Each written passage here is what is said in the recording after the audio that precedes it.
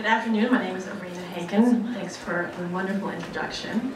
I'm very excited about being a Loeb Fellow this year, mainly because of the opportunity that I'm going to have to reevaluate what I've been working on for really the last 8 or 10 years of my career. I've been in a position lately where I've begun to question the effect I was having in my career and questioning the structure that I was working within. I'm from New York, as Jim mentioned, and most recently I was working for the state of New York. I was overseeing civic redevelopment projects for the state's Economic Development Agency, Empire State Development, or ESD as it's known. My primary role was project director for the Atlantic Yards project, and I'm sure most of you are familiar with the project. It's a 22-acre site, state-owned in downtown Brooklyn, and the general project plan that was executed by ESD, the state, calls for the building of one arena, which we opened last year, 16 residential and commercial towers, a new Long Island Railroad rail yard, all of which are to be developed by Forest City Radnor companies over a 15 to 10-year time frame. In my capacity as project director, I oversaw construction, environmental mitigation measures, coordinated community outreach, public meetings and hearings, negotiated refinance deals with the developer, and determined how ESD should respond to developer requests for additional benefits, and there were many. I also made sure that Forest City abided by the multitude of agreements that had been executed by the state. The agreements stacked on this table were probably about almost 2 feet high. They were really purposely drafted to be as complicated and obtuse as possible to allow for multiple interpretations and maximum flexibility. I also served as the president of the Queens West Development Corporation, and we're kind of winding down this project, so I was responsible for completing the construction of the park. And this project actually differs from the Atlantic Yards project. The Atlantic Yards project, the state is really strictly the landowner, and we're overseeing development. With Queens West, the state is the landowner, and we're also the developer. So I worked closely with landscape architects and with construction teams and managing project schedules during the build-out of the public park, which is pictured here, and also the build-out of the final stage of infrastructure upgrades. The residential towers pictured below were actually bid out to private developers. So our role really was monitoring construction and environmental impacts. And we also approved the designs for all of the buildings that were built by the private developers. In addition, Queens West is also the site of the Stephen Holl designed Queens Library.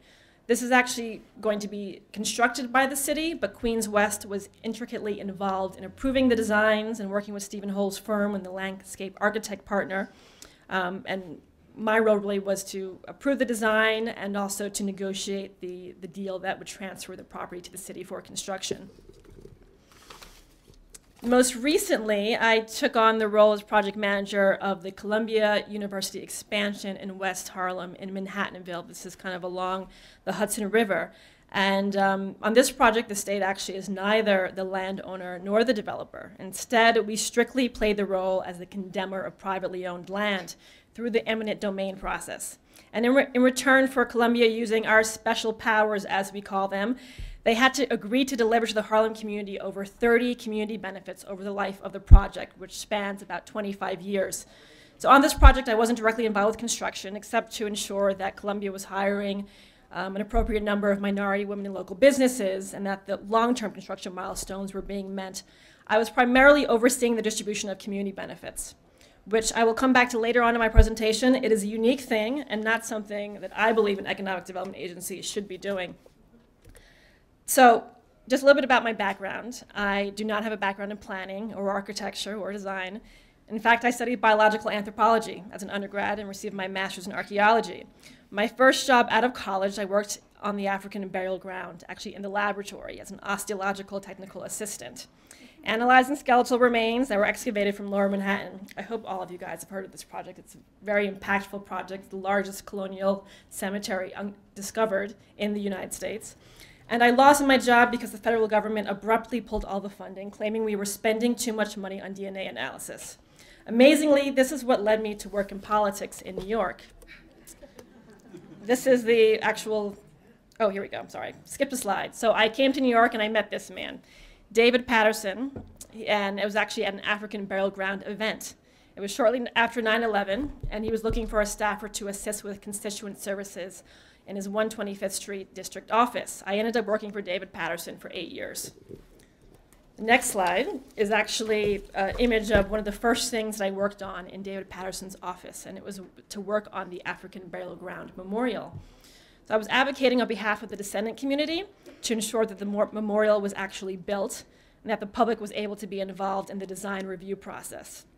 In addition to the constituent services that I was still involved with, I also started working with arts organizations in Harlem that were in the midst of capital projects and program expansion, helping them locate sources of public funding and receive government approvals.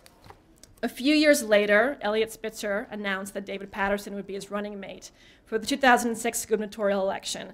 I started working full-time on the campaign, running Patterson's Harlem campaign office, and this is an image of an event that I organized, a GOTV, Get Out the Vote event, prior to the primary election. We won the race by a landslide. We were riding high. And then, a year and 3 months later, Spitzer announced he was resigning because of his illegal involvement with prostitutes over many years. And my boss, David Patterson, who I had expected to follow to Washington, D.C. as the next U.S. Senator for New York State, was catapulted into the governor's seat. 5 days after Spitzer resigned, David Patterson was sworn into as the 55th governor of New York State. Our team was small, we were ill-prepared, still in shock, and at the beginning of the largest recession in our country's history since the Great Depression. The opportunity was a blessing.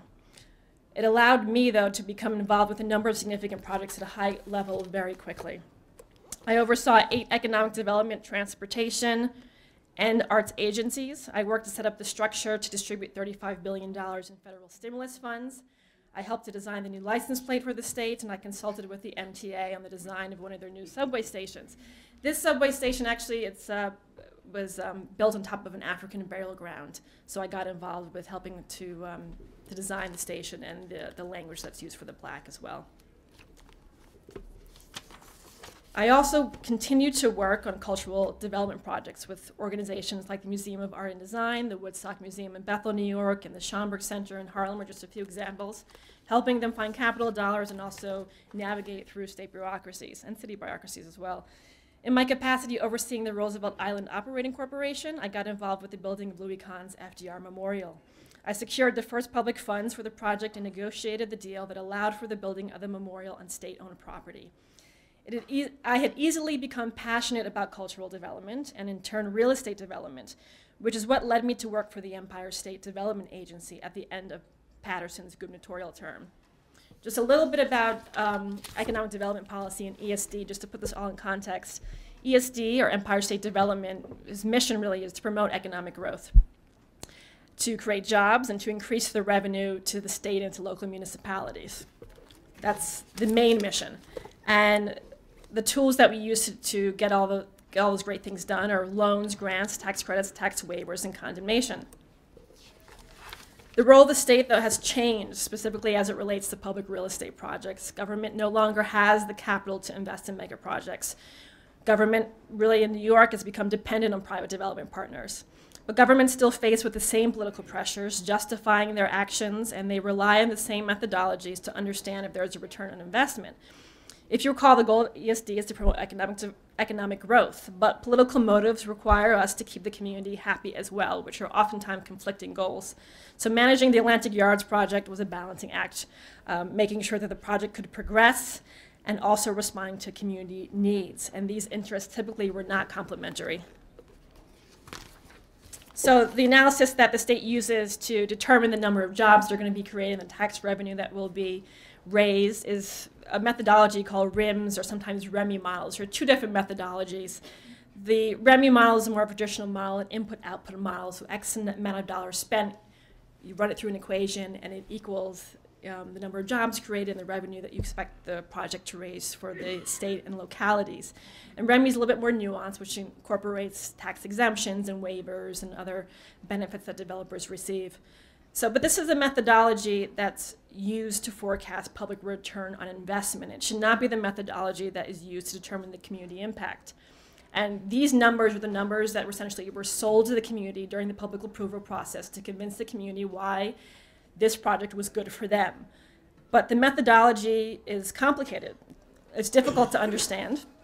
and it inflates expectations. And then reality sets in once construction starts, and communities feel the government was being disingenuous. So in the city of New York, and actually in city government and state government, we make all these projections for jobs created and revenue raised, but no one actually counts the number of jobs that were created. No one actually tracks the amount of revenue that was raised. There really is no accountability. And the methodology is, super complicated. Here in the small print, if you can see, it's quite small on the bottom of the slide. Although we projected 16,427 jobs, you assume that these are actually people that are being employed, but in fact, it's actually the job years. So if there is a construction worker on the site, one individual who is employed by the Barclays Center, for example, building the arena over a 3-year period, we count that as 3 jobs as opposed to 1 job. When you're looking at the permanent jobs, this is also calculated in job years, but here the job year totals the number of workers who are full-time, part-time, or contract workers. So if someone's employed by the Barclays Center, for example, it's a part-time job collecting tickets over a 5-year period, that's counted as 5 jobs. So I think, the way this methodology really inflates, as I had mentioned, inflates people's expectations, and then they feel let down and feel as though the government was kind of bamboozling them, as actually I've had a number of community members tell me. So moving on to the next slide, just with housing. Housing obviously is tracked, and we make certain that the commitments that the developer made to construct numbers of affordable housing units are actually realized.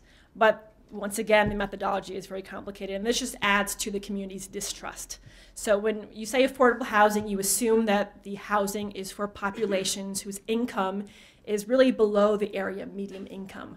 But here on the Atlantic Yards project, and this is actually just the first residential tower, which we broke ground on about 6 months ago, 40% of the units are for persons, individuals, or families whose AMI, or area median income, is actually above, or income is above the AMI.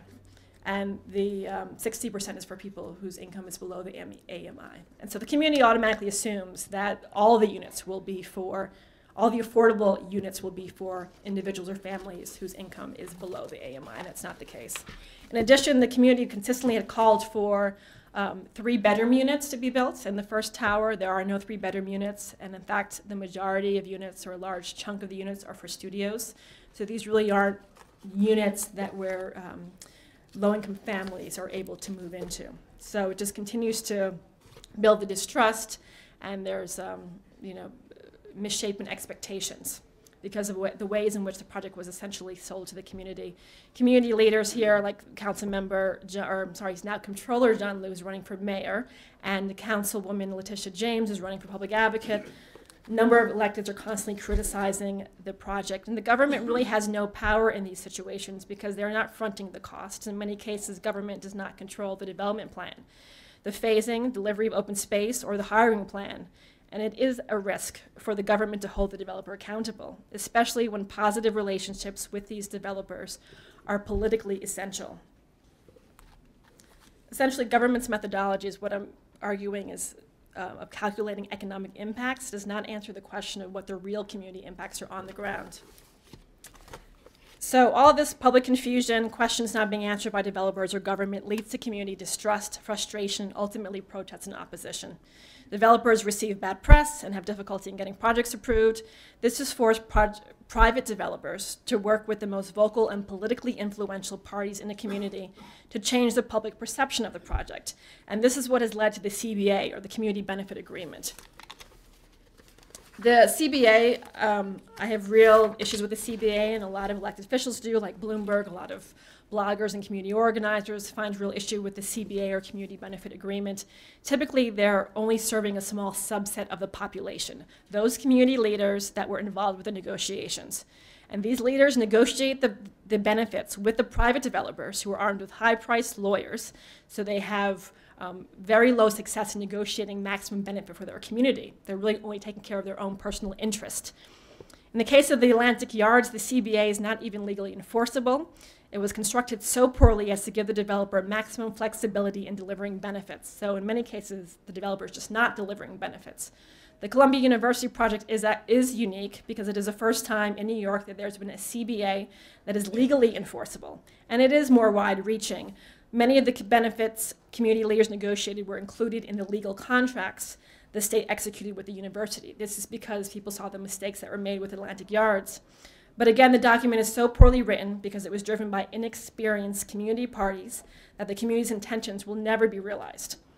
The developer co-signed the agreement because their goal is to quell the community, not to make sure the benefits they committed to delivering make the greatest impact. The end result is that cash is just doled out to pockets of organizations. But there is no long-term sustainable economic growth plan for these surrounding communities. Additionally, CBAs cause these community leaders to stop protesting because many of them have signed gag orders and others are getting their pet organizations funded. But there is no one left to advocate for the masses, not in any organized way. With regards to the Atlantic Yards project, the only critical voices left are the new community leaders, I call them, who are not part of the CBA agreement. And in Atlantic Yards, the new community leaders are the individuals that are a little bit more privileged, upper middle class, who have the luxury of being able to commit all of their time to advocacy. They're not concerned with job creation. They're not concerned that local businesses are receiving contracts. In fact, they only mildly care about affordable housing, only as it relates to the developer's commitment to deliver the entire project. On the Atlantic Yards project, these new community leaders are concerned with quality of life issues, noise, construction dust, sidewalk widths, and these are the issues that are getting the most attention because they're the only ones that are being vocal opposing the project.